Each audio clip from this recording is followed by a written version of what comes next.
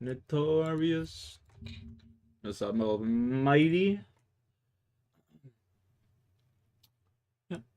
Notorious. Oh, totally right.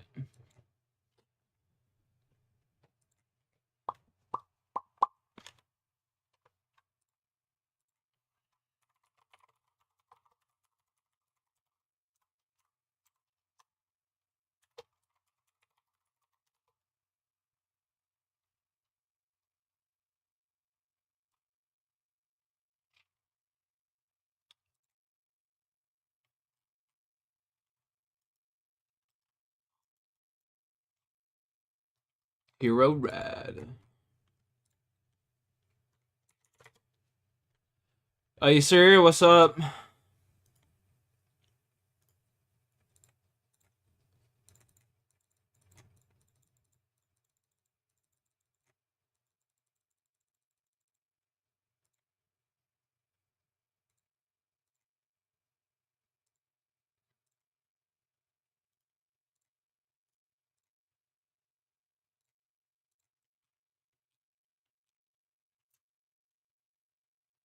Iceman. Yeah, I didn't get more sleep, but it is what it is. Damn, I got tons of sleep. I woke up with my dog laying right or sitting right on my chest, looking right into my eyes. He's just sitting there, looking right into my soul, bro. It was creepy as fuck when I woke up. Rocky's just sitting there, looking right into my eye.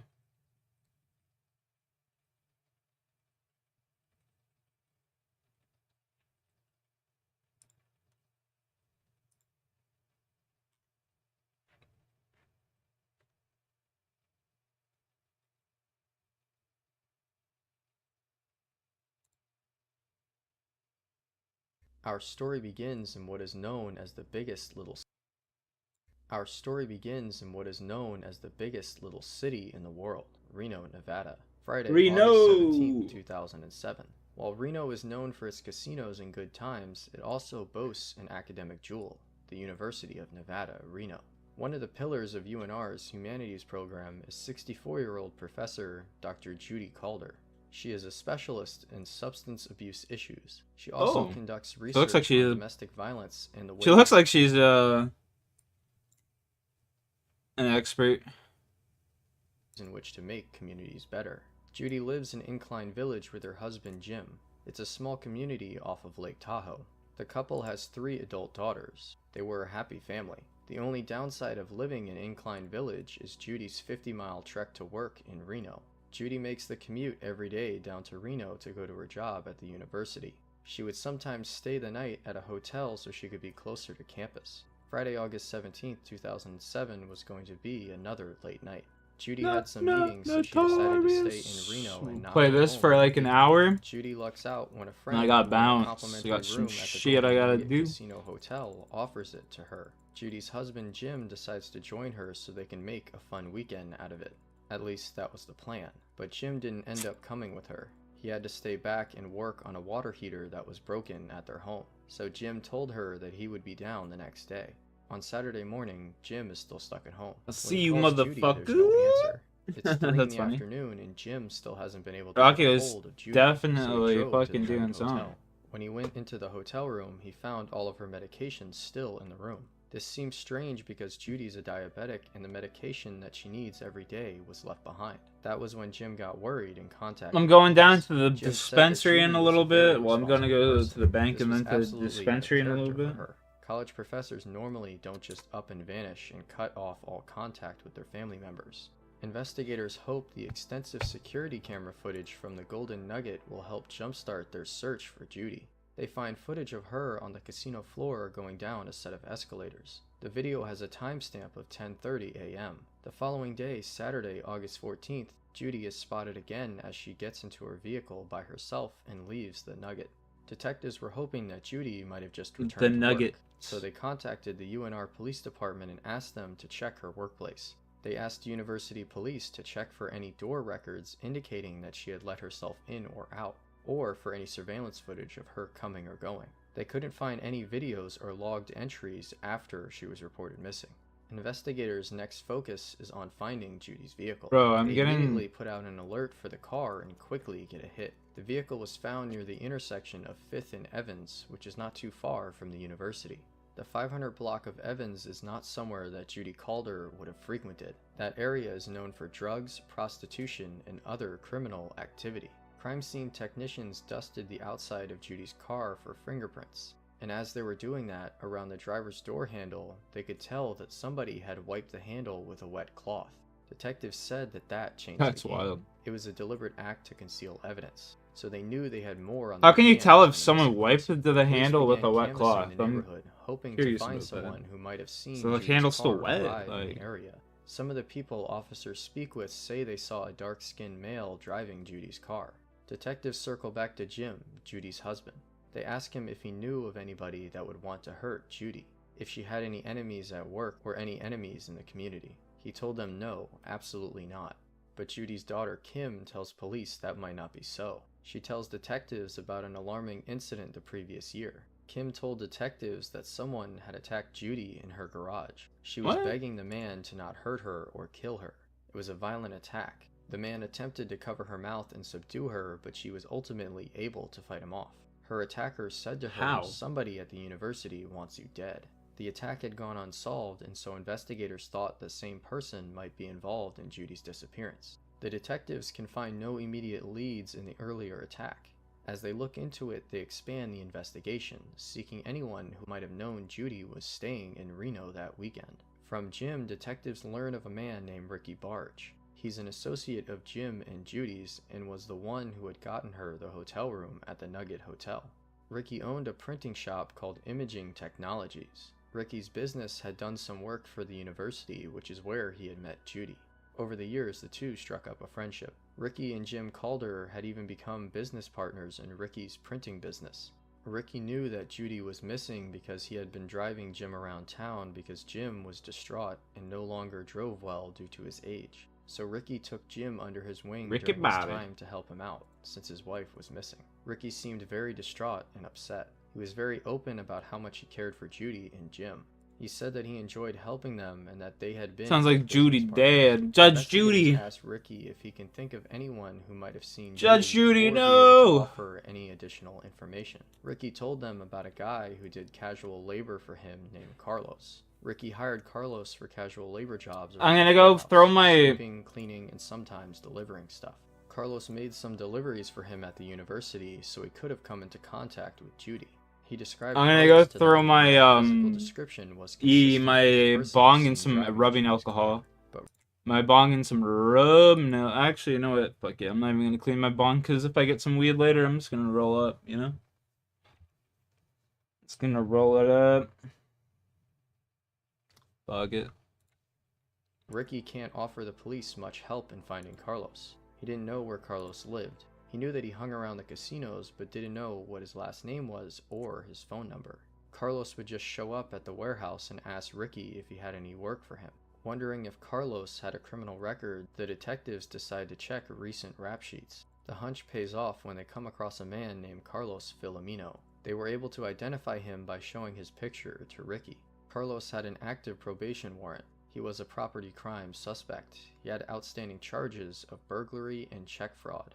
Finding Damn. Carlos and looking for a connection between him and Judy's disappearance is the The detective's alcohol and top salt priority. mix. What do you It's mean? been more than a week since Judy Calder vanished. And police Oh, had rubbing little to no alcohol and salt? information Yeah, to yeah. share with the I public. don't use any salt, On bro. August Honestly, if you 28th, just 10 get days after 99% Judy rubbing Calder was alcohol reported and you put missing, your the Elko County fucking Sheriff's put it in Department your responded bong to and a then just call swish from it two around for a hunters little just bit, outside of and like Wintertodt, every like 30 Nevada. minutes, just They give it a found good green shake. sandals poking You'll out of the honestly ground. dissolve With a any closer look, the shoes fucking led to a residue body inside the buried bong. in the sand. It's The hunters 99%. scrambled back to their car to call the police. When the police arrived on the scene, they found the body of an adult female. Because of the level of decomposition, alternative means of identification were required. Bro, this Crime guy scene actually showed a technicians dead took body on pictures YouTube. of the That's like the scene first I and think I've searched ever for seen. evidence. They recovered the victim's clothing and found a set of tire tracks near the body. Once Judy was reported missing, Reno police shared her description with all of the agencies in Nevada. The victim was wearing a pantsuit and green sandals. You use This is 50%? consistent Yeah. with what I use Judy was going to wear, 199%. so detectives in Reno Gotta reach have out that to 99, bro. where Cuts the through it body like was discovered. butter. The body is carefully removed from But the if you're using shallow grave 50%, and you're gonna want transported something to to the like Nevada rough State it Medical for sure. Examiner for an autopsy. Some like rock Through salt dental or records, the body was some confirmed to Epsom be salts or Judy whatever. Calder. From the decomposition rate, the medical examiner calculates that Judy was likely killed and buried in the desert on the same day she went missing. Washoe County's forensic unit confirmed that it was a homicide by stabbing. She was stabbed multiple times. Back in Reno, detectives compare the tire tracks found near Judy's body to the vehicles of family and friends of Judy. However, none of the vehicles matched the tire impressions. With nothing to go on from the crime scene, detectives begin to take a closer look at people in Judy's life. Their first stop is her husband Jim, who was supposed to be with Judy the day she disappeared, but stayed home because of a water heater leak. Detectives were able to confirm Jim's alibi, as the water leak repairman said that he had not left the Incline Village area until 3 in the afternoon. Detectives also redouble their efforts to find Carlos Filomeno and connect him to Judy's disappearance. Detectives tried to match the tire tracks to the vehicles associated with imaging technologies, including the van that was used by Carlos for deliveries, but the tire imprints from Elko County did not match the van. As they examine the delivery van, the detectives do notice something odd. Upon opening the front passenger door of the van, a detective noticed that the inside was clean and smelled like bleach. The investigators swabbed the interior of the van and found traces of human blood. The blood traces set off Bro, alarms how hard can and blood be to clean intensified up? the detectives' suspicions about Carlos. But one thing Because isn't of the making fire sense. sale jingle? Yeah, that's why I Carlos is turned music off in responsible. COD What Zombies. caused him to escalate from petty crime to murder? And how did this man become involved with Judy Calder? Investigators need to find Carlos Filomeno and interview him. One of the detectives has a family member that is familiar with Carlos. The family member told the detective that Carlos's mother frequented a local casino almost every day. Detectives head to Hera's casino hoping that Carlos might pay a visit to his mother. Within an hour, they caught him coming down a set of escalators and they grabbed him on his probation warrant. 2 music days over after it, the weird. discovery of Judy's body, detectives face off with Carlos Filomeno. Carlos initially seemed like he was unwilling to share any information with the detectives. They asked him specifically if he knew Judy, and he said no. I don't know Big booty Judy. So they asked him if he knew Jim. Carlos says, "Oh, yeah, Jim works at the warehouse with Ricky." This went on for quite a while, but as the interview unfolded, more and more started to come out from Carlos. He tells detectives that he did know Judy. He said that he had seen her before Big at booty the Imaging Judy! Technologies warehouse. They explained to Carlos that Judy was missing and something happened to her. As the questioning continued, the detectives noticed that Carlos became more and more nervous. He was visibly shaking. How about when she was stabbed? Did you hold her or touch her at all? Is your DNA going to be on her, Carlos? No, I'm not a bad person. You know, I don't kill people. I'm not trying to suggest you at all that you stabbed her. Okay. I wouldn't do that. Eventually, he tells the detective, "I saw him do it." The detective said, "You saw what?" Carlos responded, "I saw him stab her." The detectives ask, "You saw who stab her?" Carlos says, "Ricky, I saw him stab Judy." He asked me to kill her, but I didn't do it. Right, you didn't stab anybody in the back. No, sir. Yo, face aside. When I turn around, I see him stabbing. According to Carlos, Ricky revealed that Judy had loaned him a lot of money and that he couldn't pay her back. And that's when Ricky informed him of his plan to murder Judy Calder.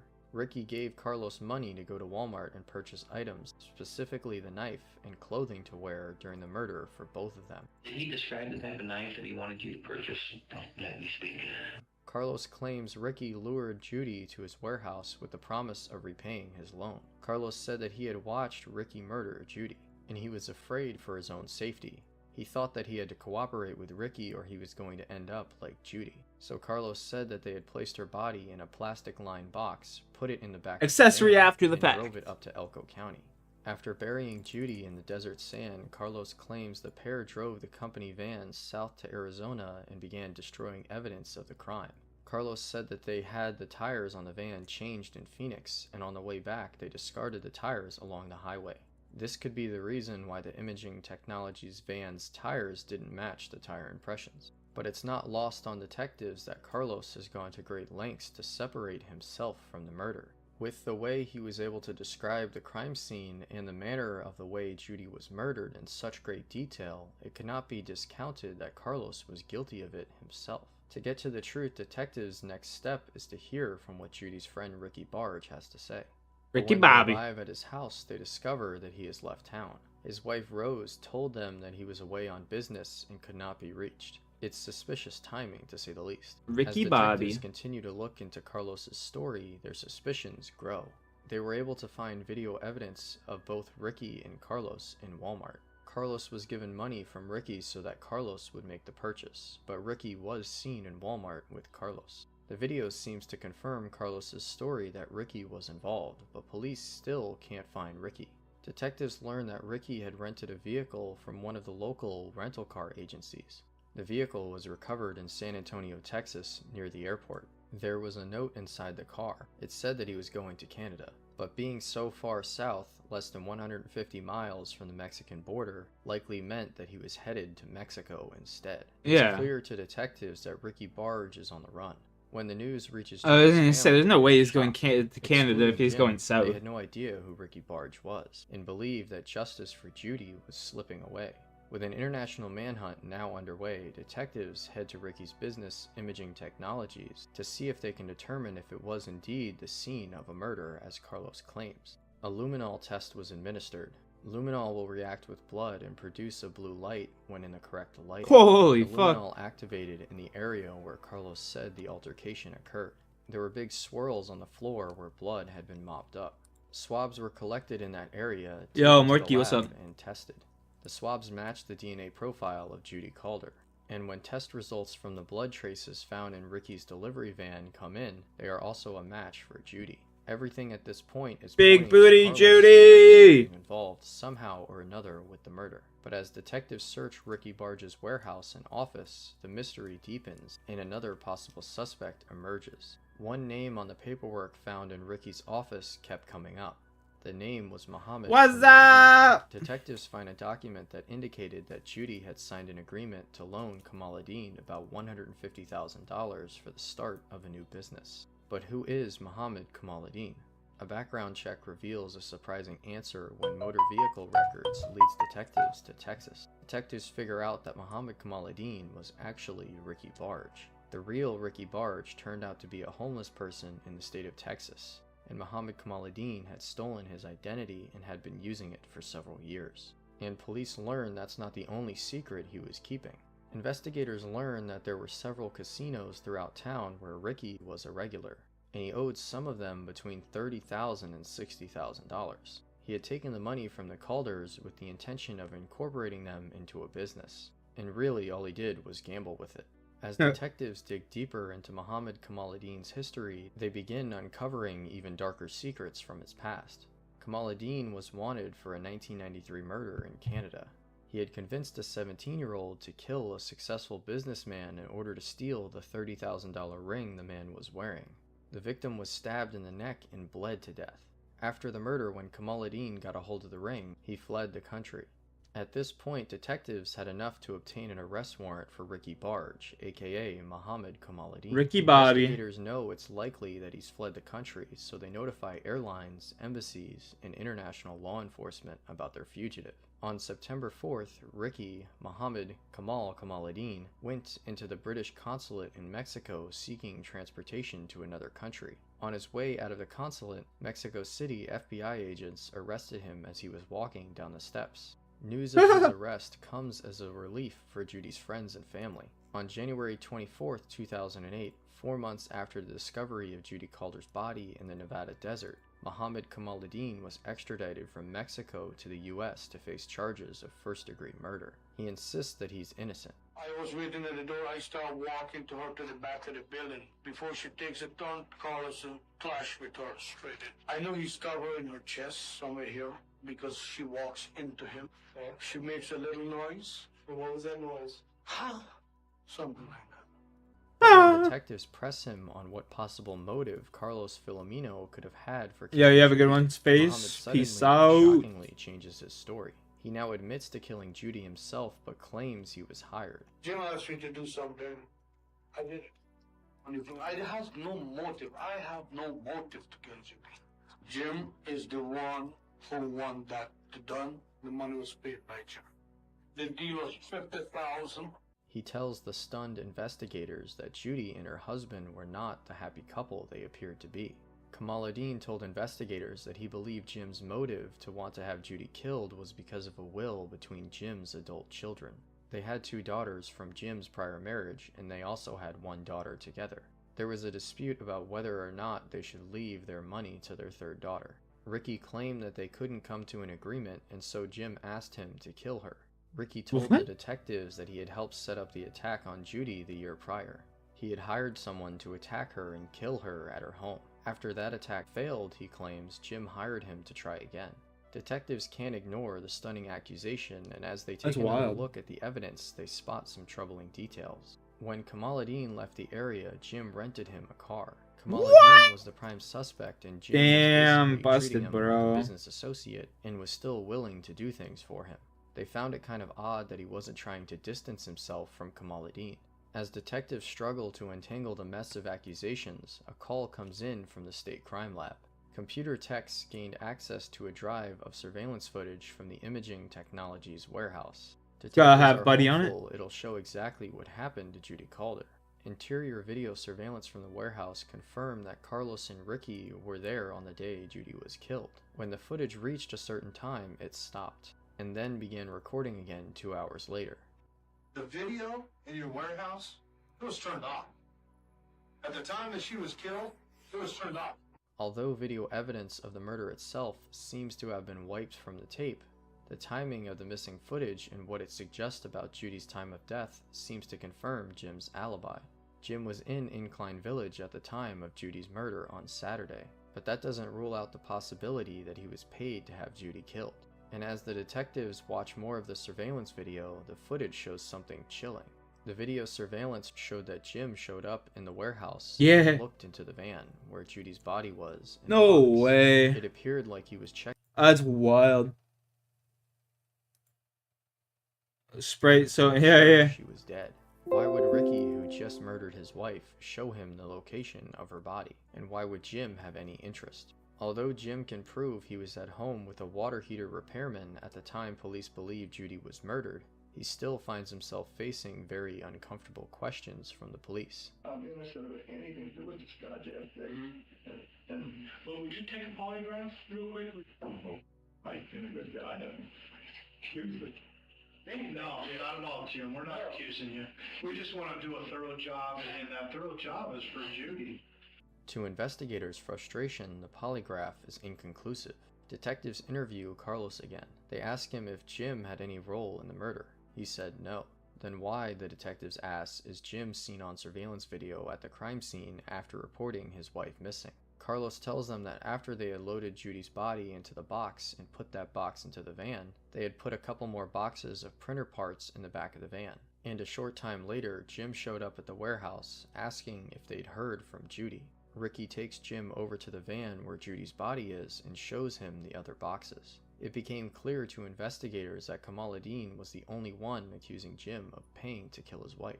And there was no further evidence to implicate or even enough to consider charging Jim for being complicit in his wife's murder.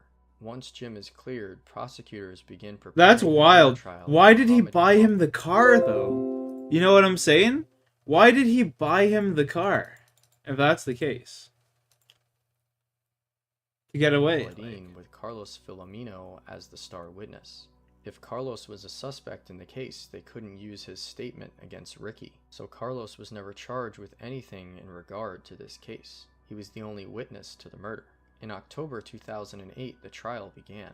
Prosecutors told the jury that Mohammed Kamaluddin, calling himself Ricky Barge, killed his friend Judy Calder and then concocted a scheme to lay the blame on everyone around him, from his accomplice Carlos to Judy's husband Jim. The prosecution said that it was a murder committed over financial hardship. There was tension between Judy and Ricky over a loan that Ricky hadn't paid back. It came down to money and a gambling problem, and a man who felt like he didn't owe anybody anything. Prosecutors describe how Mohammed lured Judy by claiming he was ready to repay his loan. Ricky and Carlos had gone so far as to buy the murder weapon and specific clothing. When she entered the warehouse with the intention of collecting money that she was owed, she was stabbed twice and died fairly quickly. Her body was then placed in a box that was lined with plastic and then put inside of the work van.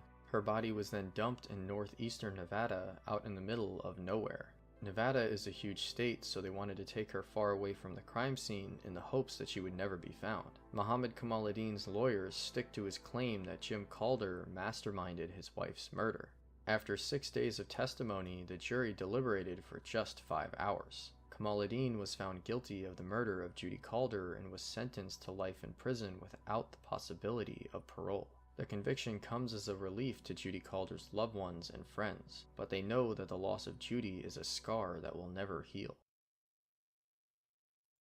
Makes you wonder if that guy was actually in on it, you know? Like, it makes you really wonder if the old man was really in on it. No, I'm not what? Our story begins. Damn, that was wild. That was a good one.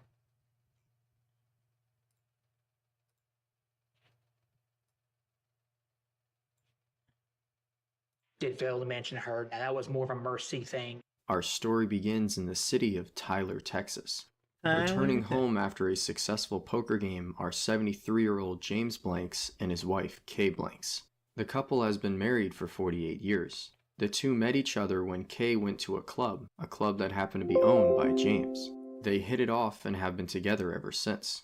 As James gets up to get a drink, he appears to be in pain and reaches for his chest. He said that he was having a little heartburn. Kay tells him that she would feel better if he would get checked out by a doctor. James said okay. Kay knew it was serious because James would normally brush off things like that. He would say, "I'll be fine, don't worry." What an absolute She took Chad. James to the emergency room at Christus Mother Francis Hospital in Tyler, Texas. After going through the necessary checks and an evaluation by a doctor, it was determined that the best course of action for James was to have cardiovascular surgery. Kay wasn't worried about James having open heart surgery as she had had a similar operation herself years prior. The surgery James was about to undergo was a high-risk surgery, but was also a relatively routine procedure in 2017. The benefits of the surgery were much greater than any of the risks. With that in mind, James had the procedure done.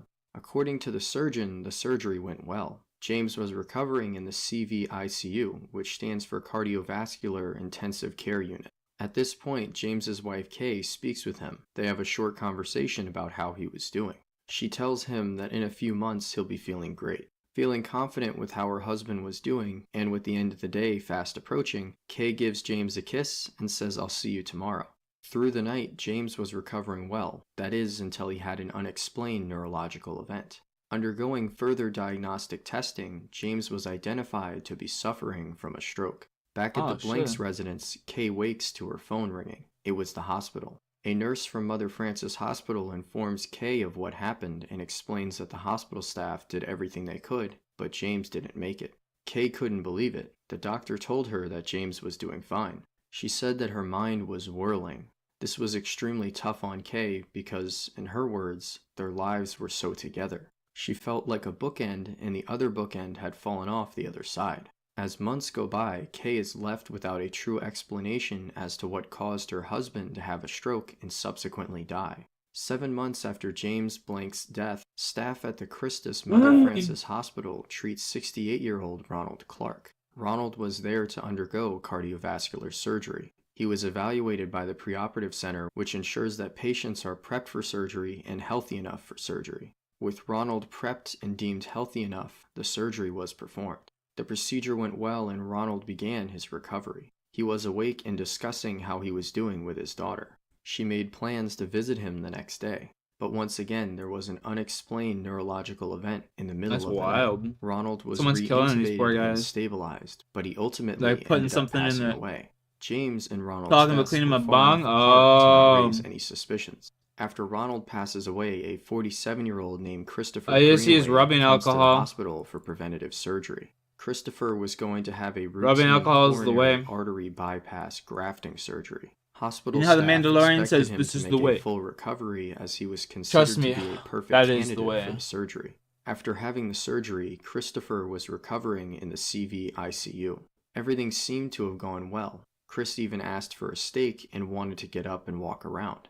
The staff denied those requests. However, the nurse taking care of Christopher felt confident enough to go get lunch. Give me a Chris steak. was left in the care of another nurse. When the original nurse came back to the hospital, as he went up the elevator, the alarm system rang out, code blue, which stands for a medical emergency, followed by the patient's room number. It was Christopher's room. He was quickly stabilized, re-intubated, and transferred down to the CAT scan suite. At that point, a CT scan was performed. Medical personnel spot an abnormality on Chris's head CT. They believe that what they were looking at was air in and around the brain. Yeah, This is that an I issue. knew it. This guy was injecting air into their fucking IVs and stuff.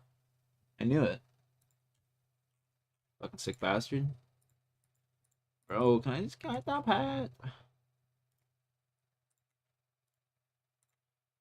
Give me the pet.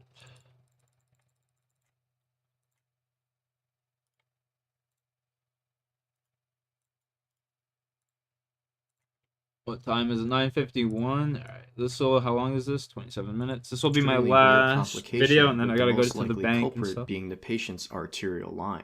Nurses insert arterial lines into patients' arteries to monitor blood pressure. If air bubbles enter an artery, they can travel the third person getting out of the hospital to ensure that there wasn't a problem with the equipment. At that point, the hospital installed cameras on the CV ICU floors so they could get a better understanding of what was going on. The unexplained events kept happening, sometimes twice a month, sometimes a month apart. This resulted in an atmosphere of distrust at the hospital. It became the nurses against the doctors and the doctors against the nurses. The nurses believed that something was happening in the operating room, while the doctors and surgeons believed that something was happening on the floor where the nurses are. In January 2018, 58-year-old Joseph Kalina was admitted for an emergency heart operation. According to the surgeon, the surgery went well. The ICU day shift reported that Joseph was recovering well. The night shift rolls around, and in the early morning hours, alarms go off. The nurses rushed into his room. His heart was very rapid, and his blood pressure was really low. He was stabilized and transferred for an MRI. The MRI showed massive strokes involving his brain on both sides. Joseph was in the intensive care unit for multiple days following his stroke and then was discharged to a long-term rehab facility. Once again, this appeared to be the result of air injected into the patient's system. The next day, hospital executives and security checked the surveillance footage. They focus on the night of Joseph Kalina's stroke. Initially, the hospital wanted to determine that no person was doing this. They didn't want to believe that a person who had taken an oath to help people would do this. Joseph's alarm went off at 1:22 a.m. Multiple support personnel, respiratory therapists, and other nurses all responded to his room. Moving the footage to 5 minutes before the alarm went off, a nurse can be seen walking into the room, staying for a minute, and then walking out of the room and down the hall. The nurse then stands at the staff station at the edge of the frame. Shortly after, nurses can be seen responding to Joseph's room. While other nurses respond to the patient's room, the nurse that came out of Joseph's room earlier stays at the station and watches the patient's vitals on the monitor. The nurse was identified as Will Davis. Replaying the footage, Will Davis can be seen walking out of a supply room across the doorway. Slowing it down and looking closely, a syringe is visible in his hand. That's Less than 2 wild, minutes bro. What a after sick Will fuck. walks out of the room, Joseph Kalina has his unexplained event. Hospital records reveal that the last unexpected stroke occurred 2 months earlier. When he was Pamela working? Henderson was a 63-year-old retired nurse. She and her husband planned to I live don't out have their them golden heavy years, 9mm. but she had to have surgery This is my first. boy. She underwent the necessary procedure and appeared to be recovering This is well. my dog. She was playing on her iPad and talking to her nurses. I call him But Mike out of nowhere, Wazowski. Pam is unable to speak and won't open her eyes. The hospital staff stabilized her and started a diagnostic evaluation of what happened. On her CT scan, there were small locules of air noted which caused her stroke. She survived her injuries, however, she could barely walk and could not take care of herself. The hospital went back and looked at the available video footage and saw Will Davis walk into Pam's room. Until then, she was recovering fine and then had this unexplained and unforeseen event. The hospital was essentially identifying victims. Hospital management compares the staffing schedule with each abnormal episode within the past year. All of the incidents occurred on the CV ICU floor at night on the days Will Davis worked. With That's this wild, information, bro. Will is suspended from work pending an internal investigation. So who is Will Davis? William George Davis was born on February 3rd, 1984 in Longview, Texas. Imagine He taking grew up in advantage of what people who appeared are to be a completely good and helpless like stable that. home It's with crazy. two loving parents. Will did well in school, played football, had many friends, and was regarded as funny and charming. After graduating high school, Will went to nursing school and became a registered nurse at Christus Mother Frances Hospital in Tyler, Texas. Could this charming, funny, and successful guy really be responsible for the premature deaths of hospital patients? Let's jump back to the day following Will Davis's suspension. Hospital executives interview other nurses and search through medical records, hoping to prove that Will didn't have anything to do with these events. The other nurses thought Money? that he was a good and helpful guy. He's not doing it for money, One though. nurse recalls an instance where Will was caught in a room with a syringe on the patient's arterial line. On January 26th, Hospital Associate Vice President Deb Chalette receives a call from none other than Will Davis. My mind is like baffled by this whole thing, and I'm like, I've never been in a situation like this before, so I guess I'm kind of confused, and I don't know what to think, really, so I didn't know, am I the only one that's being done like this, or is there other people, or is that, I just don't understand it. Yeah, and so that I can't respond to. I can't really give you any additional details at this point. I can tell you that everybody is committed to getting the investigation done very, very quickly. Deb asked Will to keep everything confidential for the purposes of the integrity of the hospital's investigation. I know the situation here is totally off limits, but I didn't know in general if I just not talk to anybody from the hospital, period, regardless of what it is, or... Yeah, no, right now I think you need to refrain from talking to anyone. HR is always open for you to talk to. That's the only person that you're okay to talk to right now, though. Okay. Okay? Okay. Right. Carlos, I think you're behind on stream.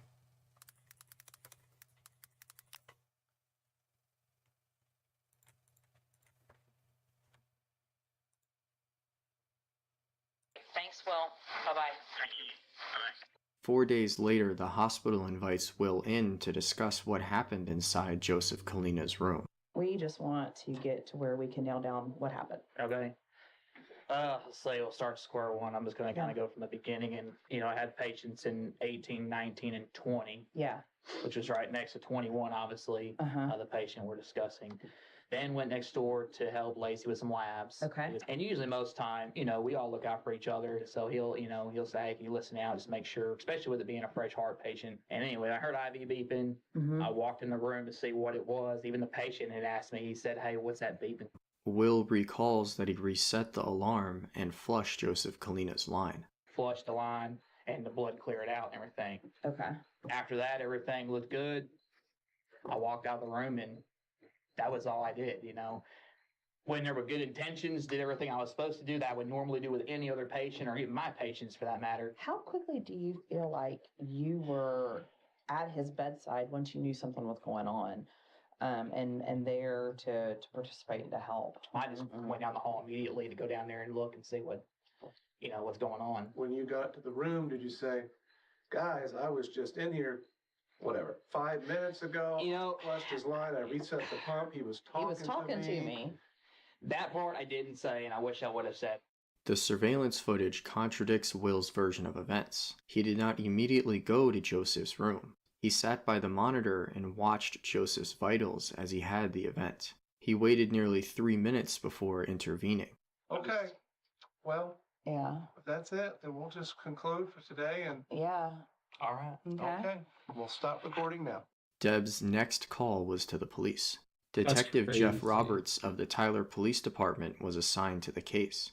The investigative team and hospital staff collaborated with their different specialties to create the best investigation possible. The hospital staff met with detectives to discuss the unusual deaths. They went over Will's statement and how it did not match up with the newly installed cameras. At that point in time, it was suspected that there could be up to 7 potential victims. As detectives strategized different ways to go about a potential interview No way with he Will just Davis, randomly he starts called them. doing this. Yeah, Like, hey, Will, how you doing, man?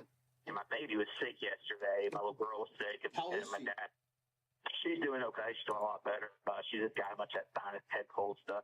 Will Davis has a wife and 2 kids, one of which was an infant. He tried to paint the picture of a family man who was just trying to provide for his family. Of course, dealing with the thing with the hospital. I meet with them a couple times, and then next thing I know, I'm getting terminated. So I'm just like that. Without any kind of explanation. I don't appreciate that kind of. That's not professional. I feel like I didn't do anything wrong, and I don't know what they're even accusing me of doing wrong. They agreed to speak again in a few days. I appreciate you talking to me. Oh, no problem. All right, man. You have a good day. You too. Thank you. Bye-bye.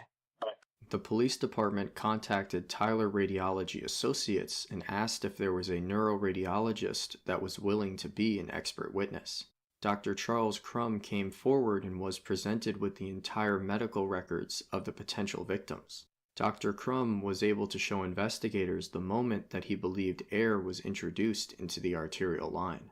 To the untrained eye, the waveform looks like a bunch of squiggles on a piece of paper. Nope, But to medical personnel, it's tracking the blood pressure and the heartbeat of the patient. I get shit like that done all the There were sudden time. flat plateaus, which was the introduction of air into the patient's arterial line. Now armed with the exact time of the injection of air, investigators circle back to the surveillance footage to see if it correlates with Will Davis's movements. Will Davis walks into the room at the same time as the patient's waveform showed an injection of air. The video evidence was crucial because it shows the injection of air as it relates to the time frames and timestamps of the camera.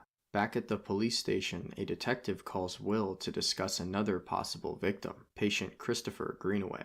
Will, you there? Yes, sir. Hey, this is Detective Roberts. What's going on? There was this Christopher Greenaway case. Did you have any care with Christopher at all? The only thing I remember about that patient there, I know he was a young guy. I want to say like 47. Did you check his art line? Did you see if it was wrapped right? Anything you remember about that? I can't remember if I went. Because the only thing I can remember him doing, he said that one of the IVs might. Take your time. I'd rather you just tell me things you remember than make something up. Don't do that. The only thing I really can remember, to be honest with you, about it, I flushed the art line. Will just placed himself in contact with Christopher's arterial line. Thank you, sir. Thank you. The detective then calls the hospital. Hi, this is Detective Roberts. Have there been any more incidents since Will Davis was suspended? What confirmed to investigators that they had the right guy was that after Will Davis was sent home from the hospital and not allowed to work, there were no more unexplained strokes. They stopped.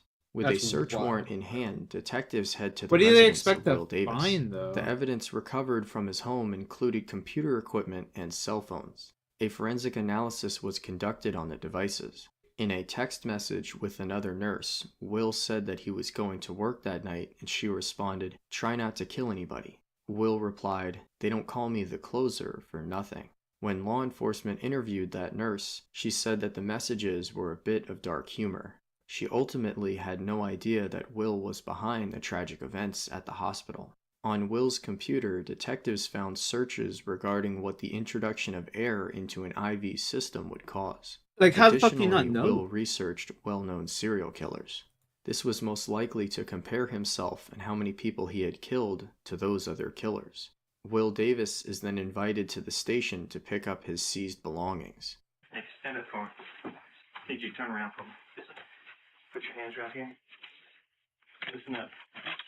We're gonna put these on you, okay? You wonder walk for your arrest. The news of Will's arrest breaks to the media and to widow Kay Blanks. She couldn't help but notice the similarities between what the news was reporting and what had happened to her husband, James Blanks. She contacted the Tyler Police Department to notify them of her husband's case. They ultimately did not have enough evidence to charge Will with the murder of James Blanks. As Will Davis sits in jail awaiting trial, detectives and prosecutors try to determine the motive behind his murderous rampage. Will's early life did not appear to follow what would be typical of a serial killer, so where did it all go wrong? While Will's mother described their family as good and loving, those who knew Will when he was young recalled the high level of control Will's father had over him. Will's father instilled a need to be better than other people. These traits appeared to rub off on Will. A cousin of Will's childhood girlfriend witnessed Will's controlling nature. He had a need to know where his girlfriend was at all times and manipulated her to believe that she was the problem. Will reportedly attempted to crash his car into said girlfriend's house because her family had placed a restraining order against him due to his abuse of their daughter. Besides the desire to be in control, a clear motive could not be determined, but a motive is not necessary for a conviction. In September of 2021, the trial of Will Davis began. He faces charges of murder and aggravated assault. The jury heard how Will enjoyed injecting air into the arterial lines of up to 12 possible victims, causing irreparable brain damage. During the medical testimony and victims speaking about their life and the deformities and problems they have because of him, he just sat stoically. He didn't act like he cared or was remorseful in any way. After a 2-week trial, William George Davis was convicted of killing John Lafferty, Ronald Clark, Christopher Greenaway, and Joseph Kalina. The first 3 were killed in 2017, whereas Kalina was attacked in 2018 and died 2 years later. During sentencing, prosecutors also presented evidence that Davis may have killed patients Perry Frank, James Sanders, and James Blanks. He was also accused of attempting to kill Gary Parker, Pamela Henderson, Ricky Glenn, James Wages, and Jesus Serrano. The judge sentenced Will Davis to death. Detectives and the medical professionals who aided in this case. It's crazy how he gets death, but people that literally disembody people and fucking chop them up in little pieces. But it's like, oh yeah, just fucking, chill in prison for their whole life. On the night of his conviction, Will's wife called him demanding that he tell her the truth. But I need to know, was there even the slightest bit that what any of the prosecution side was true about you? Anything with any kind of intent? No malicious, nothing.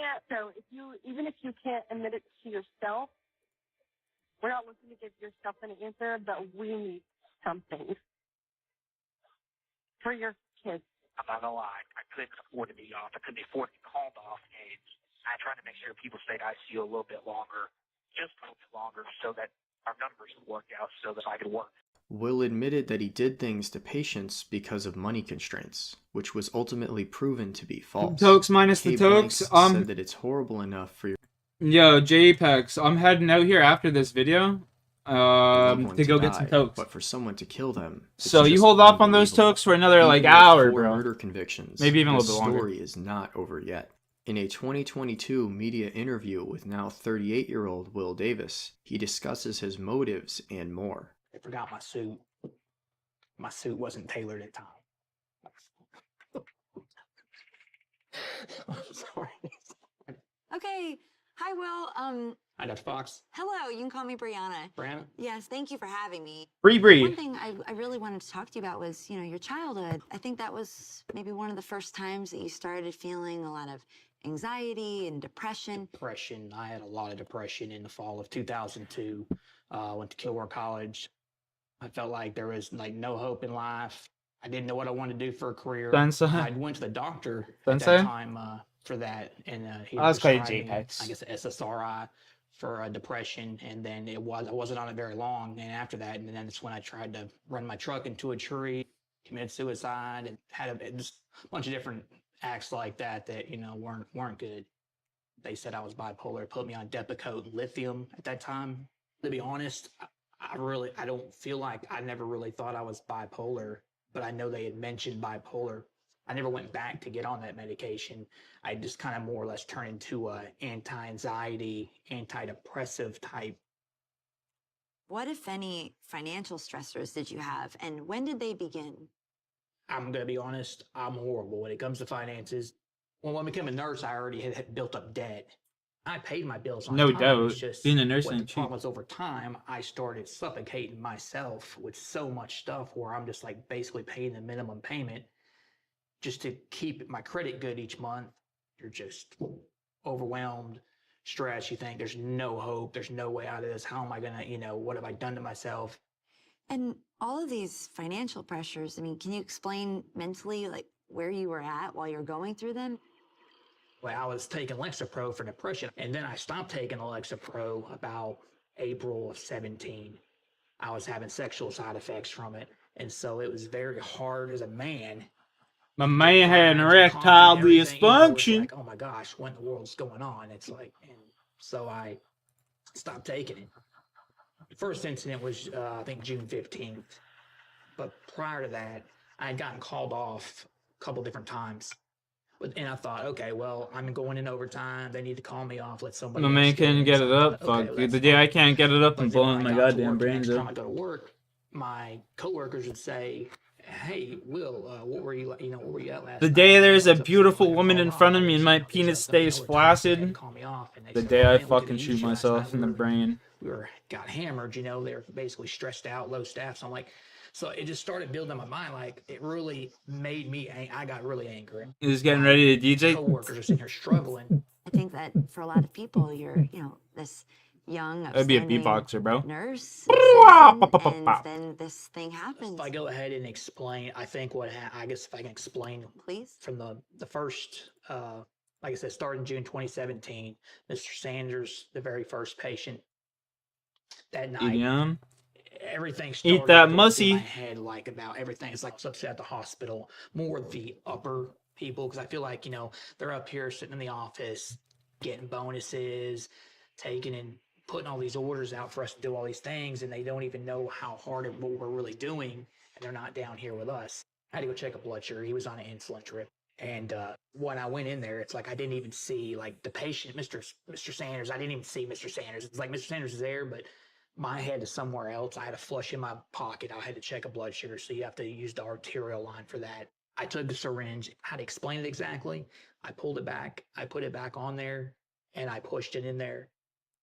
And while I was doing this, I'm getting this euphoria. There's like this exhilarating force going through like my body, in my head, and I'm just like, this feeling like I'm out of this world. You're thinking, oh my gosh, it's almost like a drug, like you're getting a high off a drug or something. But then that feeling afterwards, whenever people would come rushing in, or you'd have the code button going off and people would rush in, you would get like, it would amplify that feeling I had. It gave me this control, the power, that euphoria that went through, that exhilarating rush that goes through your body. After Mr. Sanders, the next night was Mr. Lafferty. I would walk in, go in, do the same thing. And even afterwards, having that peace and that calm, it's like I didn't worry about bills. I didn't think about money. I didn't think about the stresses of life. It was like I just kind of relaxed. But then thereafter, it really became more of an addiction. It's horrible. I don't even like talking about it. It's horrible. One question that I was wondering, now is the opportunity, if there's any other families or any other people that you want to, I would say, confess or like have absolution, get off your chest. There was the 96-year-old elderly lady in 2016. I did fail to mention her. And that was more of a mercy thing. She was 96. She was a DNR, do not resuscitate. I mean, she was basically end of life. It's hard to sit there and watch her suffering. Can you just tell me really quickly more about that? So that was the first time, and how did you go about that? So basically, I gave her potassium chloride to stop her heart. I gave her pain medicine so she'd be comfortable. I shouldn't have played God. I should have done that. That was wrong. But it was hard watching her suffer. I do believe that maybe by doing that, it might have opened a door that I shouldn't have opened. And this is my last question. You mentioned it earlier, but do you believe that you're going to heaven? I do. I do. I've been, I feel like, Jesus, I've turned my life around back to him. I focus on the Lord, and he's forgiven me. No, he hasn't. Are you fucking crazy? That was all I had. I'm sorry it went so fast. Well, I know it was quick. I was hoping to get that, that off my chest. Let me know in the comments if you believe the motives Will Davis gave for his crimes. If you would like to read the obituaries of the victims in this case, they are linked in the description. For more videos of cases never before seen on YouTube. That was pretty crazy, Morky. Alright, boys. I'm gonna go down to the bank and then come back here. And then I'll stream. And I'll get some marijuana. Oh, I'm gonna go get some marijuana. Yeah. Appreciate you guys for chilling. I'll be back in like an hour, maybe, give or take. And I'll see you then. Much love. And when I come back, we will maybe play some zombies. I don't know. We'll see how it goes. Might do some Zams, might play some packs, might play some RuneScape. We'll see how she goes. I'll talk to you guys then.